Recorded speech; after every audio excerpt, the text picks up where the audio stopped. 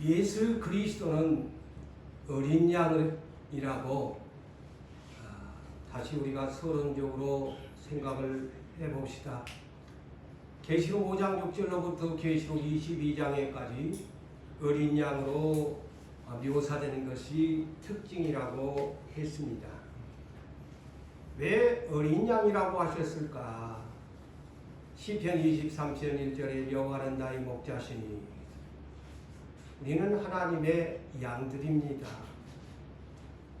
그런데 장성한 양, 영어로 말하면 쉴이 아니고 왜 어린 양, 1년 된 양은 어린 양이라고 합니다. 성경에 보면 1년 된 양, 램, L-A-M-B 이 어린 양이라고 했을까? 그 의미는 지난 주 시간에도 여러분들과 함께 생각을 했습니다만 어린 양은 하나님의 대성물, 속죄물, 희생양으로 그렇게 성경 율법에는 그렇게 기록이 되어 있고 예수님이 유월절 어린 양으로 또한 십자가에 죽으셨습니다. 어린 양은 다 성장한 양보다도 더 어질고 착합니다. 그리고 어린 양은 또한 매우 약하지 않아요. 매우 약합니다. 성장한 양보다도 더 약한 것이 1년 된 어린 양입니다. 그래서 예수님은 출애굽부터 1년 된 어린 양으로 여러분들이 그렇게 성경은 기록하고 예수 그리스도를 어린 양으로 그렇게 대성물로 다 흠없고 점없는 어린 양으로. 그래서 큰 등불을 들고 어린 양을 소개한 분이 있었지요. 그는 광야에 외치는 자, 회개하라, 천국이 가까웠느니라. 세례 요한이 최초의 예수님을 어린 양이라고 소개합니다. 이는 요한복음 1장 29절과 36절 두 절에 두 번 소개가 됩니다. 보라, 세상 죄를 지고 가는 하나님의 어린 양을 보라라고 두 번씩이나 세례 요한이 주님의 초림을 맞이하는 이스라엘 유대민족에게 광야에 외치는 자의 소리 예수님을 그렇게 어린 양이라고 소개를 했습니다. 그런데 오늘 본장 이미 지난주에 소개했습니다만 6절에 일찍이 죽임을 당한 어린 양으로 시작됩니다. 일찍이 죽임을 당한 어린 양. 왜 일찍이 죽임을 당한 어린 양이라고 했을까? 성경에 빌립보서 2장 6절로 8절을 보면은 왜 어린 양이었는가? 어린 양의 모습을 소개하지요. 그는 근본 하나님의 본체셨다. 그렇지만 본체가 되신 하나님은 동등됨을 취할 것으로 여기지 아니하시고 그 말씀 속에는 어린 양이라는 말이 없지만 어떻게 오셨느냐? 순순히 하나님 아버지께 순순히 착한 마음, 온유하고 겸손한 마음으로 자기를 비워서 종의 형체를 가지시고 가장 먼저 자기를 비워서 종의 형체가 됐기 어린 양의 속죄물이 되셨다는 겁니다. 두 번째는 자기를 낮추시고 죽기까지 복종하셨으니 곧 십자가에 죽으셨다. 그래서 빌립보서 2장 6절로 8절의 말씀은 한마디로 일련된 어린 양으로 율법의 대성물로 고분고분이 착하게 어질게 아버지가 지라고 하니까 망설이지도 아니하고 하나님의 뜻에 복종하는 십자가의 대성물이 돼 주셨다. 사랑하는 성도 여러분, 제가 아까도 시편 23편 1절에 여호와는 나의 목자시다. 그렇다면 우리는 다 그분의 기르시는 양들인데 하나님이 우리를 어떤 자들을 선택하셨을까요? 예수님을 생각하면 그 해답이 이해됩니다. 저는 그것을 이 설교를 준비하면서 그것을 깨달았어요.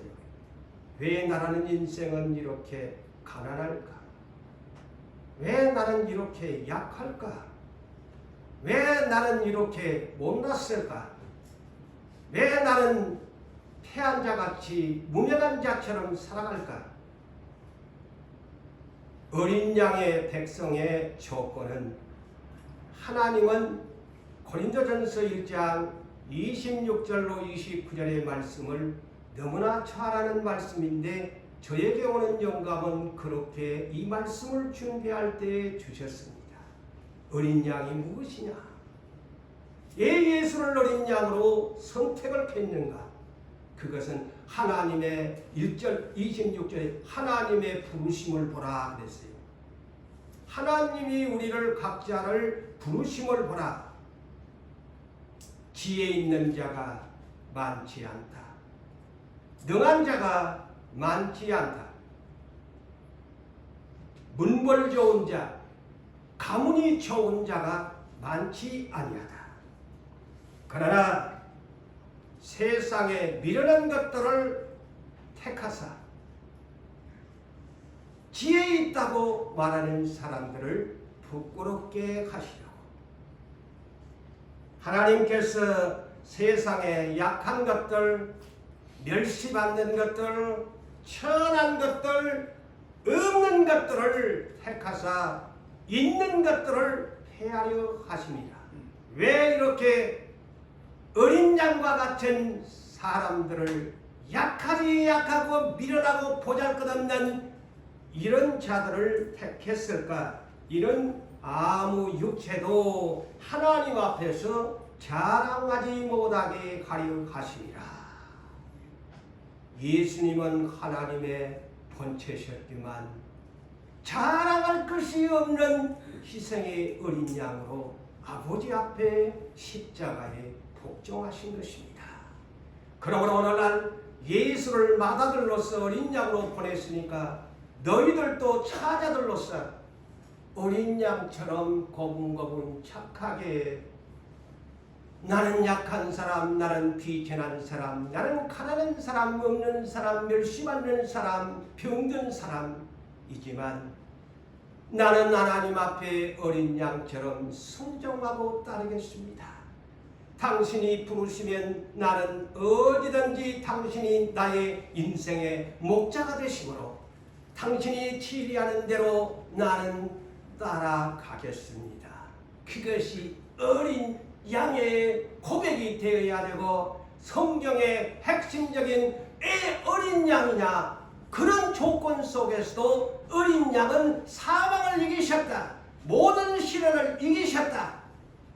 그래서 어린 양은 이기셨으므로 이 어린 양에게 주어지는 것 엄청난 아버지 하나님의 보상 우편 보좌에 앉은 권세를 부여받았다. 그래서 천국은 이긴 자만이 보상을 받는 나라요 이기지 못하면 약속의 유업을 성경대로 받지 못한 사람이 된다는 것을 이 성경에서 가르쳐 주시는 것입니다. 우리는 성경을 오해하지 말아야 되고 우리 하나님이 우리의 부르심과 어린 양 예수가 왜 우리를 선택하여 불렀는가를 오해하지도 말고 성경대로 믿고 성경대로 따라가야 되고 성경을 벗어나면 아니 됩니다. 말씀 위에 따라가야 2단 3단이 되지 아니합니다. 믿음의 구원론도 변질되지 않습니다. 예수 그리스도 어린 양, 나도 어린 양이 되어야 되고 여러분들도 모두가 어린 양이 되셔야 합니다. 그래야 아버지를 기쁘게 합니다. 어린 양은 언제나 착하고 어집니다. 보잘것이 없습니다. 시력도 약해서 멀리도 보지 못합니다. 목자가 인도하지 아니하면 먹을 것도 없습니다. 인도해야만이 갑니다. 오직 목자만을 의지하고 따라가는 것이 어린 양입니다. 이 성경 속의 어린 양의 비밀을 우리가 바르게 이해하셔야 돼요. 그래야 어린 양에 대한 예수를 이해할 수가 있고, 나도 그런 조건 속에 예수님처럼 나를 세상에 보내셨으니 나도 어린 양처럼 예수처럼 순종할 거야. 하나님의 제물이 될 거야. 하나님 앞에 충성할 거야. 순종하고 복종할 거야. 내 자신을 부인하고 십자가를 지라면 나는 어린 양이니 나도 그 십자가를 지고 주님을 따라가겠습니다. 제2의 어린 양들이 되셔야 천국의 이긴 자로 들어갑니다. 아멘.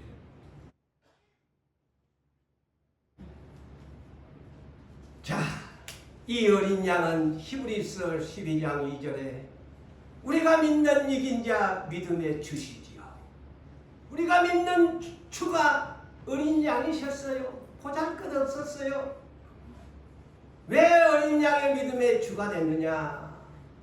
그 앞에 있는 기쁨 때문에 아버지가 칭찬해 주실 일을 위해서 아버지가 주실 그 축복의 보상을 받기 위해서 그 앞에 있는 기쁨을 얻기 위해서 십자가를 참으사 어린 양으로서 완전히 벌거벗긴 채 십자가에 매달린 부끄러움을 참아내고 그것을 개의치 아니하시더니 그분은 하나님 우편에 앉으셨느니라.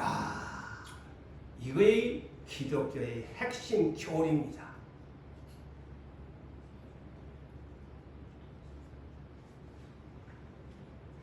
어린 양의 사명은 십자가에 복종하는 것입니다. 여러분, 믿음이 뭐냐? 믿음으로 구원을 받는다 하시면 어린 양의 사명이 뭐냐? 십자가에 순종하고 복종하는 것. 그런데 어린 양이 이겨내면 엄청난 보상을 하나님이 주신다.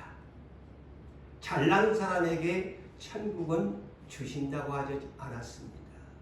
한마디로 세상적으로 표현하면 가난한 사람, 멸시받는 사람, 보잘것없는 사람, 가문 없는 사람,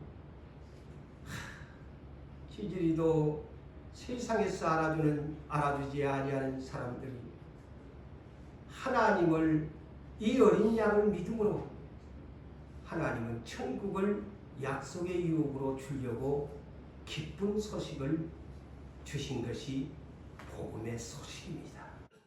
십자가의 도를 믿는 사람, 이것이 기쁜 소식이에요. 가난한 자야, 한탄하지 말아라. 병들었다고 한탄하지 말아라. 없다고 한탄하지 말아라. 남들보다 키 작다고 한탄하지 말아라. 많이 못 배웠다고 한탄하지 말아라. 너에게 진정 기쁘게 살아갈 수 있는 저 천국이 있으니 가난한 자여, 없는 자여, 멸시받는 자여, 이 복음의 기쁜 소식을 믿고 듣고 지키면 너에게 그 약속의 유업을 너는 이겼으니 내가 주리라.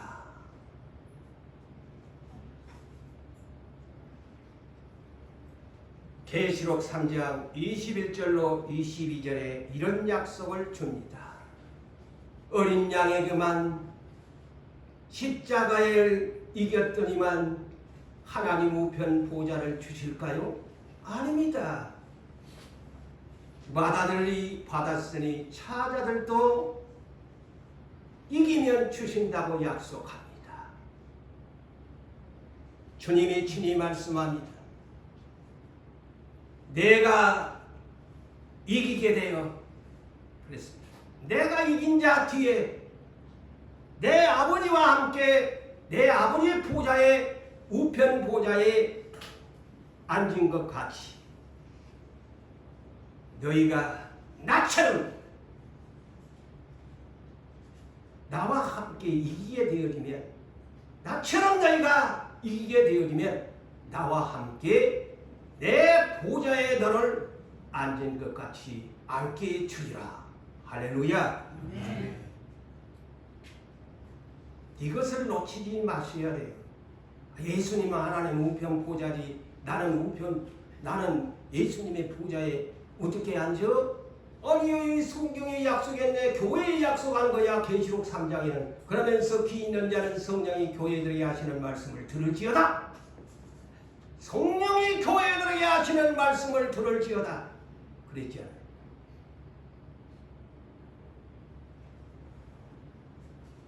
그래서 예수님이 어린 양으로 오셔가지고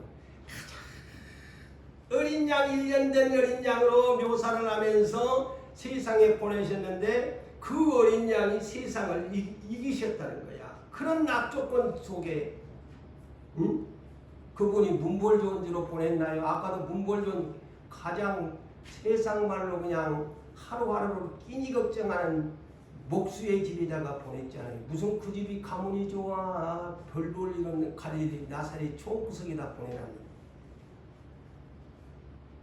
그런데 이 어린 양이 이겨냈더니만 아버지가 자기 마다들을 7뿔을 주셨다는 거 아닙니까? 6절에 오늘 본장 6절에 7뿔 12절에 7뿔이 뭐냐? 내가 성경적으로 풀어줬잖아요. 첫째는 권세의 뿔, 둘째는 뭐요? 부의 뿔, 셋째는 지혜의 뿔, 넷째는 힘의 뿔, 다섯째는 존귀의 뿔, 여섯째는 영광의 뿔, 일곱째는 찬송의 뿔. 7뿔을 주셨다. 이거는 종합적으로 보면 어마어마한 내용 아닙니까? 7뿔이 한마디로 최고의 권세에 하나님 우편 보좌에 앉는 뿔을 받았다는 말이에요. 아마 이 7뿔을 여러분들은 바르게 이해 못했을 거예요. 근데 12절이 답이 성령님이 가르쳐 주셔서 알았어요. 이것이 7뿔이다. 그리고 두 번째는 어린 양이 이기시니까 하나님 우편 보좌에 어떤 걸 주었어? 7눈을 주셨다. 7눈. 7눈이 뭘까? 7의 눈이요. 응? 7의 영이요. 7의 등불 성령님을 상징하는데 이것은 다른 말로 온 세상을 감찰하는 눈을 주었어요. 온 세상을 감찰하는 눈. 왜? 만왕의 왕 만주의 주가 되셨으니까 앞으로 심판하실 권세를 그분이 가지실 것이니까 감찰하는 7의 눈을 주신 거예요. 최고의 축복이지요. 7뿔에다가 7눈을 가졌으니 모르시는 것이 없어 이 어린 양께서.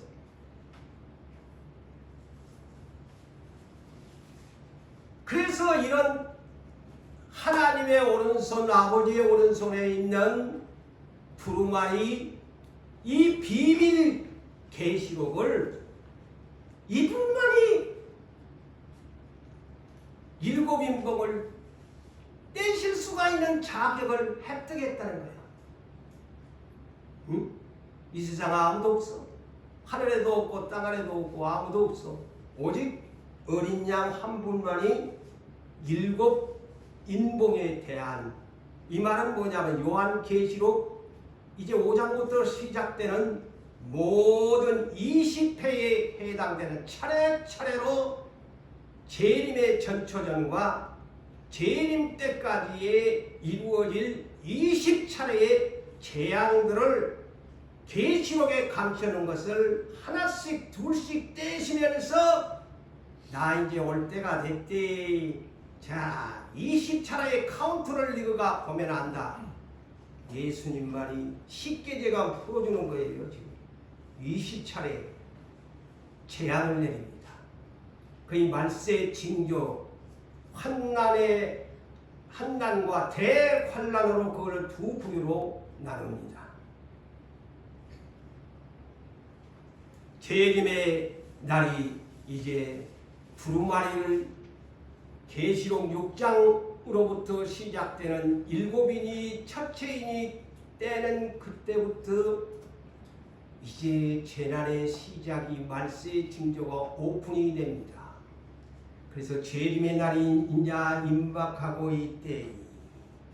말세 지말에 재난이 시작되고 있다는 것을 우리에게 가르쳐 줍니다. 곧 환난과 대환난이 세상에 내려지게 된다. 내려지게 된다. 그것을 가르쳐 줍니다. 이 계시록 6장부터 이것이 이제 개봉되면 주님의 날이 이제 카운트를 시작하고 있구나. 20차례의 카운트가 시작되고 있구나 입니다. 쉽게 제가 비유로 얘기합니다.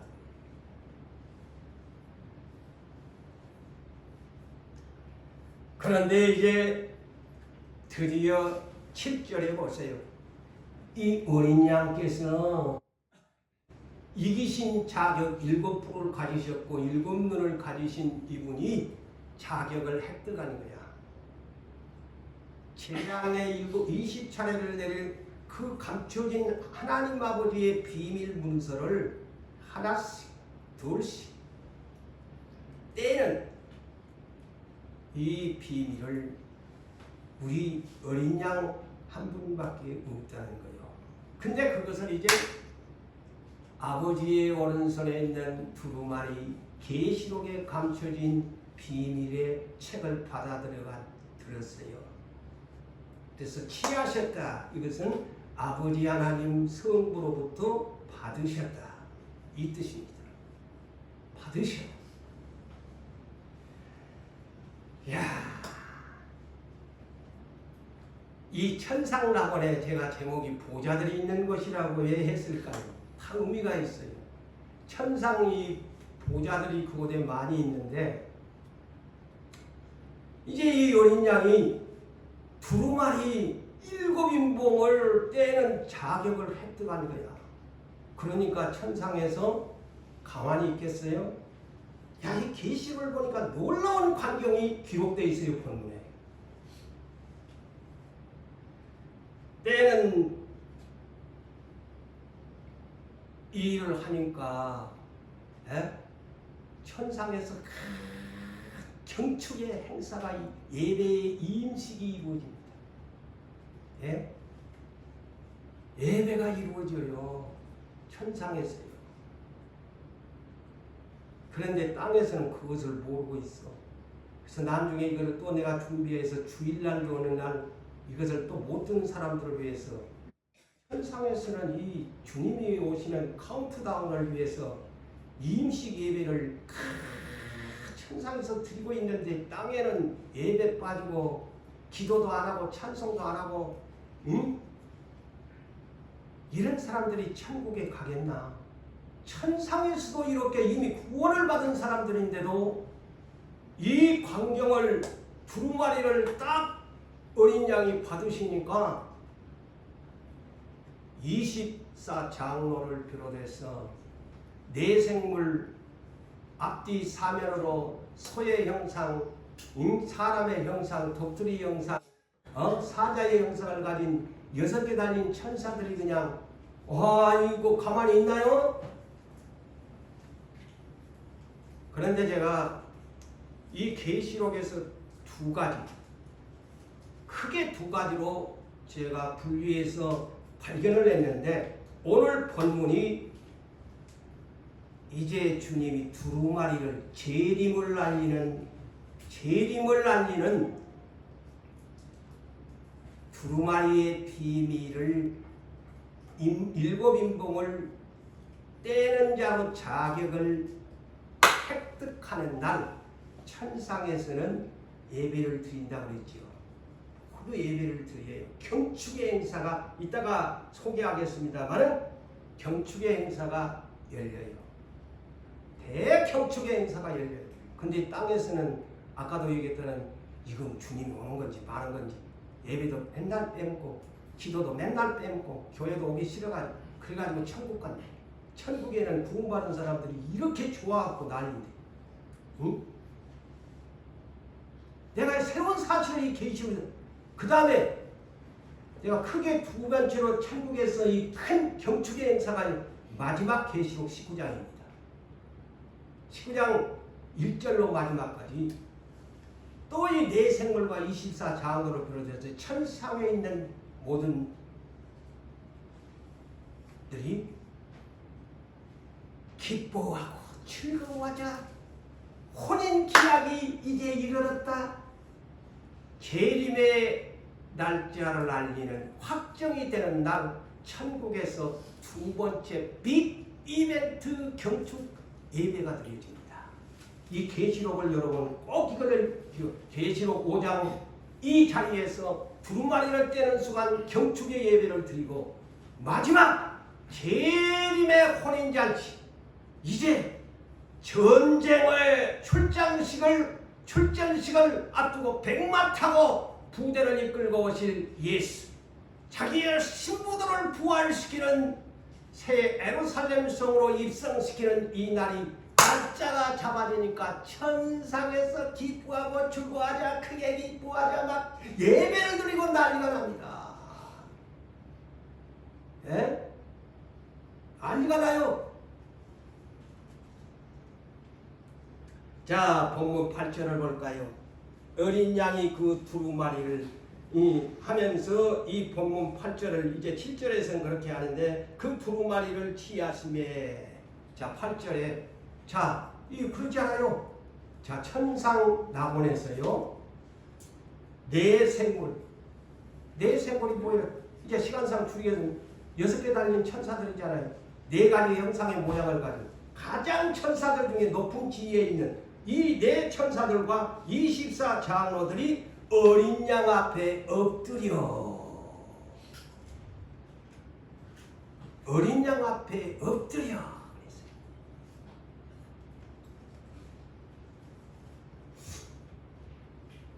자, 예배를 드리잖아요.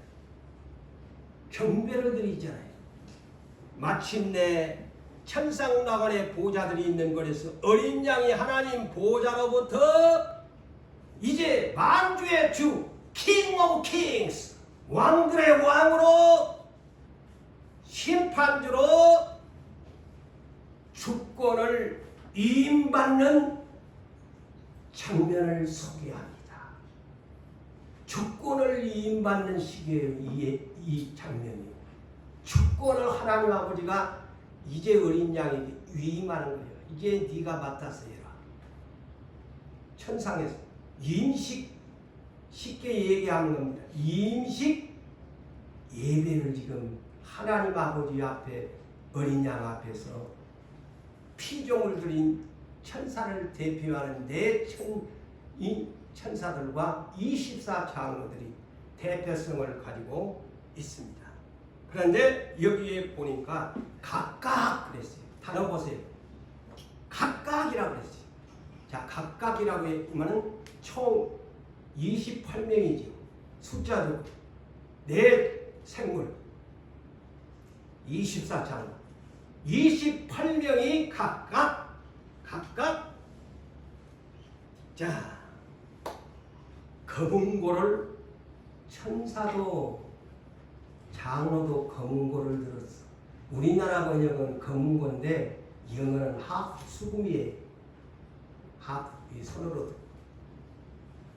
든 검은고 하프를 들고 그 다음에 두 번째 무엇을 28명이 다 들고 있는 거야. 검은고 연주를 해야 돼. 하프를 연주하면서 그 얘기예요. 검은고 연주를 하면서 서양으로 해석하면 하프를 튕기면서 그 얘기에 연주를 하면서 두 번째 무엇을 가지고 있느냐? 향이 가득한 금대접을 가졌으니 이 향은 성도의 기도들이라.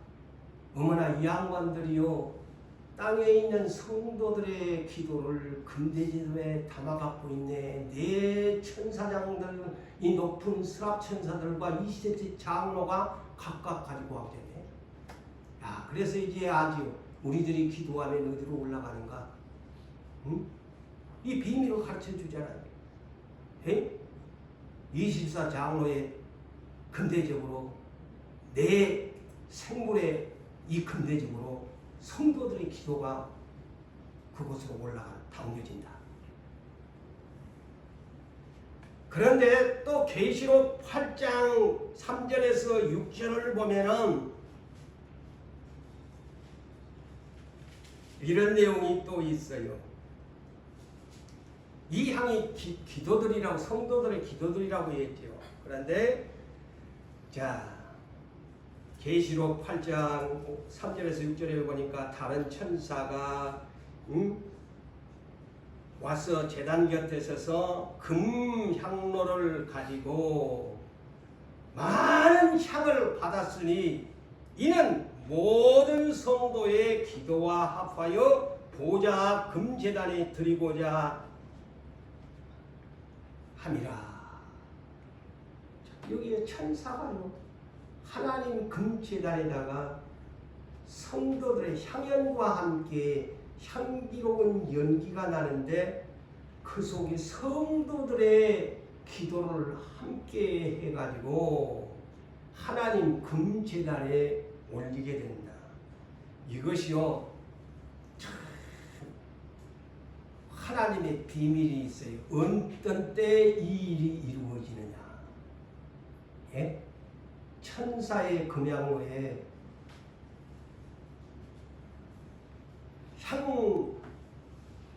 향불과 더불어서 성도들의 기도가 합해져서 올라가는 때에 놀라운 기적의 역사가 언제 일어나느냐. 이 성경에 답이 있어요. 천사가 향로를 가지고 금제단에 불을 담아다가 땅의 소돔에 이 땅이죠. 땅의 소돔에 우레가 나고 음성이 나고 또 번개가 그냥 반짝 하면서 지진이 나는데 이때가 언제냐? 그때까지 그 마지막 때에 살아남아가지고 하나님 앞에 깨어서 기도하는 그분들의 기도가 일곱째 인을 뗄 때에 누가 등장하느냐? 일곱 천사들이 차례차례로 나팔 재앙을 낼 때, 그때 이제 천사들이 일곱째 인을 뗄 때에 천사들이 나팔을 불 준비하더라. 그때 앞서서 성도들의 기도가 하나님의 향연이 되어 올라갈 때에 하나님의 백성들은 보호를 받고 땅에는 재앙의 대환란의 시대로 들어갑니다. 비밀이 그렇더라고. 응? 천상에서 천사들이 7명이 차례차례로 첫 번째 천사가 나팔을 부니 무슨 재앙이 임하고 계시오게. 두 번째 천사가 나팔을 부니 무슨 재앙이자 대환란이 시작됩니다. 마지막 일곱 천사들의 대적과 거의 대환란이죠.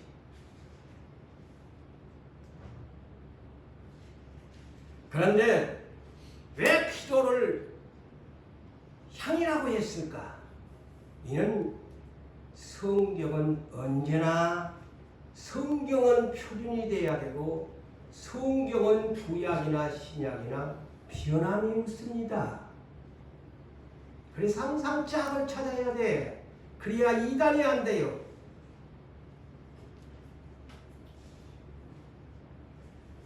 자, 출애굽기 29장 38절 이하에 보면은 율법시대에 매일 1년 된 어린 양을 아침과 저녁에 제사를 드려야 했습니다. 보세요.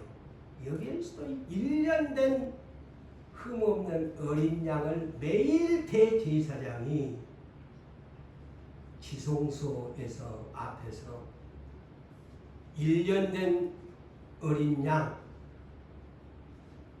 아침에도 드리고 저녁에도 드리고 하루에 2차례 제물을 드려야 돼. 그 다음에 그와 함께 드리면서 무엇을 해야 되느냐? 출애굽기 30장 1절로 8절에 지성소 휘장이 내려진 앞에 분향단이 있어요. 이 분향단은 어떻게 생겼나? 가로 세로 1규빗이야. 그러니까 조그만한 1규빗이니까 45에서 50cm니까 조그만한 한 요 정도, 높이는 2규빗 1m 남짓한 그런 높이의 조그만한 분향단이 있어요. 그런데 1년 된 어린 양을 아침 저녁으로 제사를 드릴 때마다 다른 향은 사르지 말고 오직 하나님이 정한 이 향만 아침 저녁으로 향을 태워 향연을 하나님께 드려 분향해라. 그랬어요. 분향해라. 응?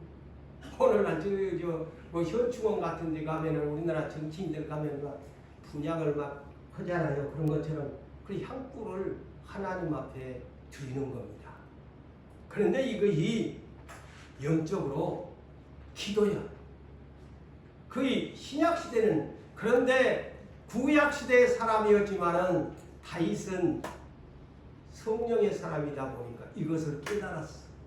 아이고 이 분향 뭐 내목 반듯한 45, 50cm에다가 1m 남짓한 분향단에다가 뭐 아침 저녁으로 제사장이 아론 제사장이 이 뭐 드리는 거 뭐 그거가 그냥 별것 같이 여겨지는데 시편 141편 2절에 다윗은 이것을 깨달았어요.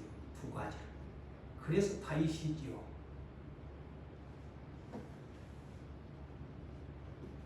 그래서 첫 번째 깨달은 거예요. 나의 기도가 주의 앞에 분향함같이 되게 하시고 그랬어요. 분향함과 같이. 두 번째, 나의 손들고 기도하는 것이 저녁 제사같이 되게 가옵소서. 보세요. 출애굽기 29장 30장에 있는 말씀은 그는 영적으로 깨달았어요. 영적으로 깨달았잖아요. 구약시대의 사람이죠. 나의 손드는 것이 저녁 제사, 대제사장이 1년 된 어린 양을 드린 제사같이 되게 해주세요. 그 말입니다. 응? 자, 그런데 이 손드는 것, 손들고 그냥 우리들이 주여 이 손드는 것이 성경적이에요. 왜 손들으라 그래? 귀찮게 손 아파 죽겠는데 이렇게 불평하시는 분들도 있지만 그것은 성경을 모르시는 분이 짜증내는 거예요.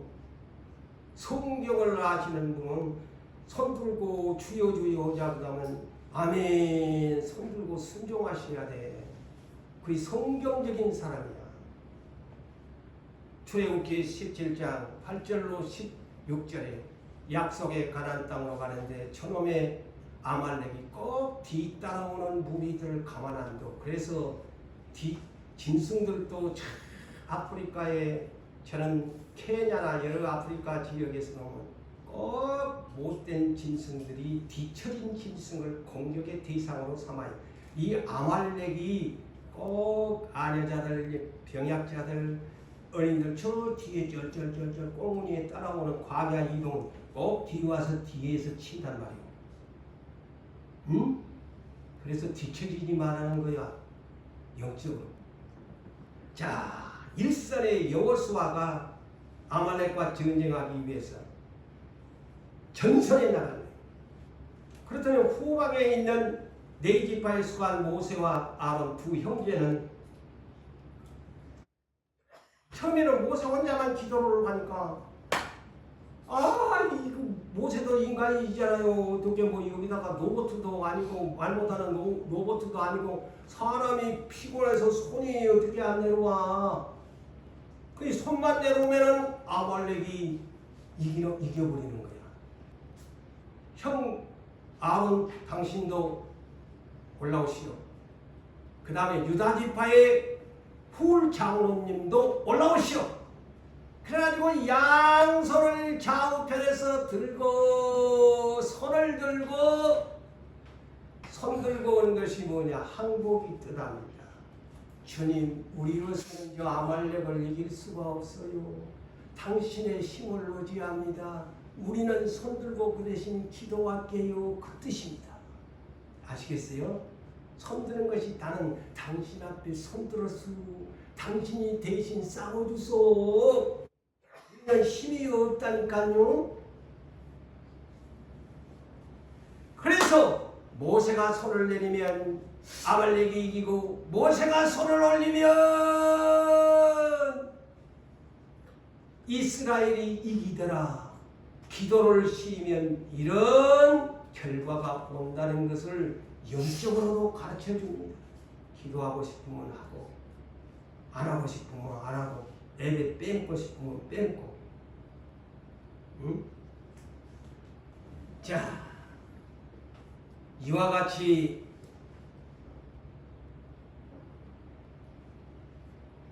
어린 양 이임식에 두루마리를 떼는 이 이임식 때 검은고를 연주를 하고 두 번째는 향이 가득한 성도들의 기도까지 합해갖고 들어가지고 자 어린 양 앞에 28명이 엎드려 경배하는 거야. 보세요. 우리는 편하건데 그 천사에 관계 엎드렸다고 그러잖아. 엎드려서 하는데 그냥 했나? 아니요. 새 노래를 불러 이르되. 영어 번역을 보니까 생어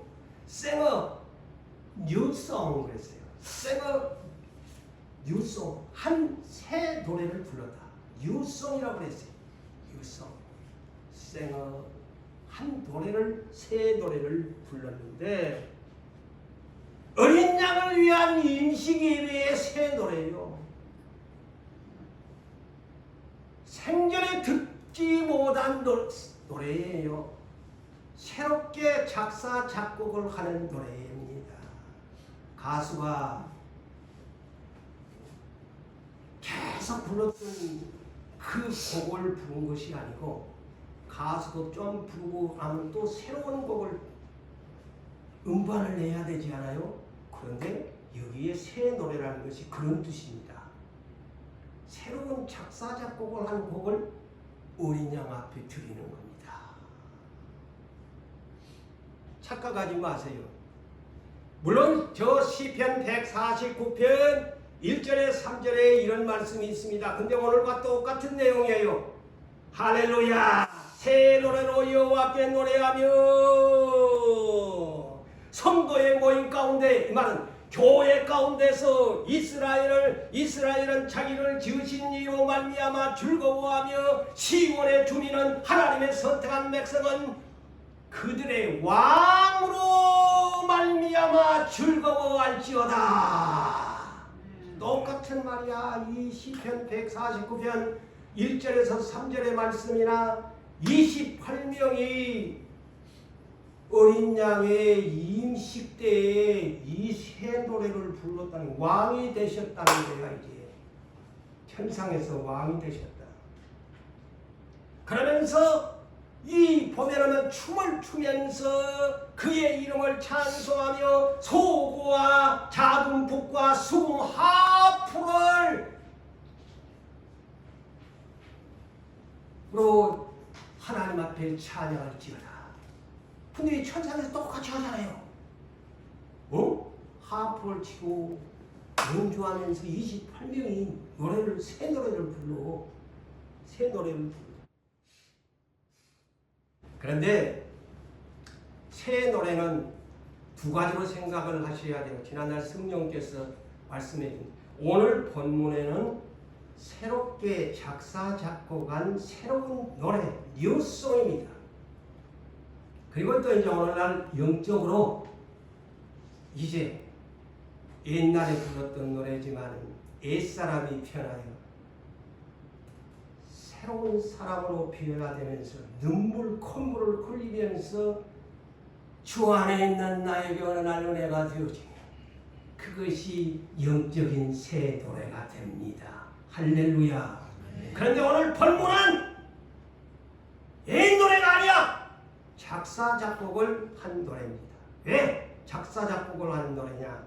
저는 그래서 이렇게 섬세하게 여러분들에게 가르쳐 주는 거예요. 누구한테도 이 앞으로 계시록을 설명해야 되니까.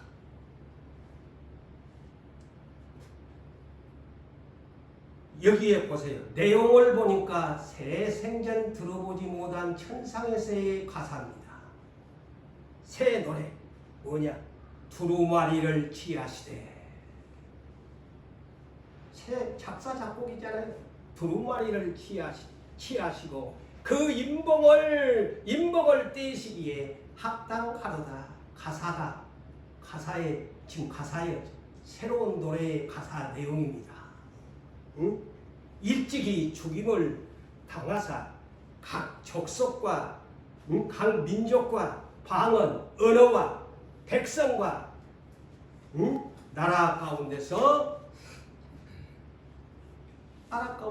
말하자면 다시 말하면 세계 만국 가운데서 사람들을 어린 양의 피로 사서 하나님께 드리시고, 그 내용이 지금 일부의 가사 내용, 일부야. 응? 일부야. 이 가사가 지금 길잖아요. 그게 새로운 작사 작곡이야. 천상에서 이 예수님의 이 두루마리 인봉을 취하실 때는 자격을 얻는 임식 때에 만왕의 왕으로 임식한 날 이 새는 천상에서 이렇게 놀라운 경축의 예배가 드려진다는 거예요. 그런데 이 말씀이 어디에가 있느냐?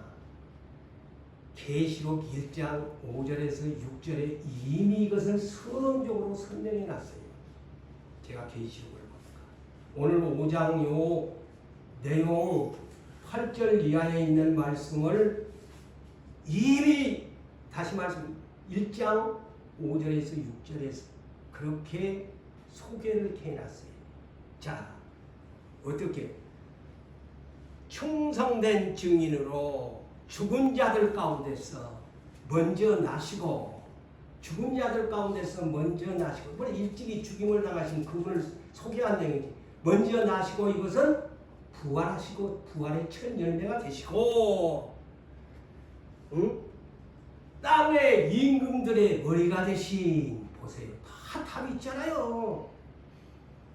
그래서 계시록은 한 절만 보고 풍만 안 돼. 이 전체 맥락을 보면서 뒤적뒤적해 갖고 짝을 맞추어야 됩니다.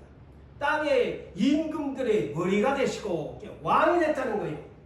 예수 그리스도로 말미암아 은혜와 평강이 너희에게 있기를 원하노라. 그러면서 우리를 사랑하사 그의 피로 우리 죄에서 우리를 해방하시고 그의 아버지 하나님을 위하여 우리를 나라와 나라와 제사장을 삼으신 그에게 영광과 능력이 세세토록 있을지어다. 아멘. 하고 1장 5절에서 6절에 이미 서론적으로 설명을 해놨죠.